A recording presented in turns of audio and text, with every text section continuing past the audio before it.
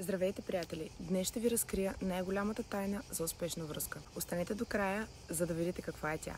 Когато се запознаем с даден партньор, ние, за да бъдем привлечени от него, със сигурност харесваме в него много качества. Вероятно е тези качества да ги имаме в себе си, но да виждаме в партньора, че те са по-изявени, че той се справя по-добре в дадена сфера, че може да изразява, да речем, по-добре себе си или че може да бъде по-продуктивен от нас. Може да бъдат много неща. Обикновено сме привлечени от партньор, сходен на нас, който ни превъзхожда по един или друг начин. Това автоматично може да създаде най-голямото разделение във връзката. Защото когато се възхищаваме на някой, ние малко или много го увеличаем и започваме да виждаме себе си като по-неспособни. Много често е възможно да потънем в живота на другия човек, защото той се справя по-добре, да слушаме повече той какво казва и по този начин да започнем да пренебрегваме себе си.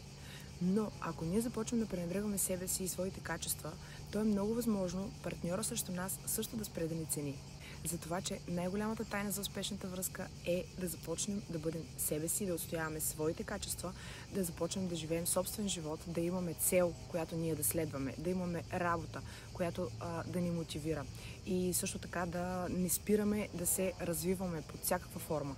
Тогава ние сме желани за нашия партньор, защото той вижда същото в нас. И когато ние ставаме по-успешни, той иска все повече да бъде с такъв човек, който да го кара да се чувства добре и да се гордее с него. Така че, ако искате да имате успешна връзка, не забравяйте кои сте вие, не потъвайте в партньора, имайте своята идентичност, гонете своите цели, бъдете вдъхновени и уважавайте себе си и собствените си желания на първо място. Така и вашият партньор ще успее да го прави за вас. За лична консултация с мен може да се свържете в инстаграма ми или тук на лично съобщение. Ако това видео ви е харесало, ще се радвам да се абонирате за канала или да го споделите на свой приятел.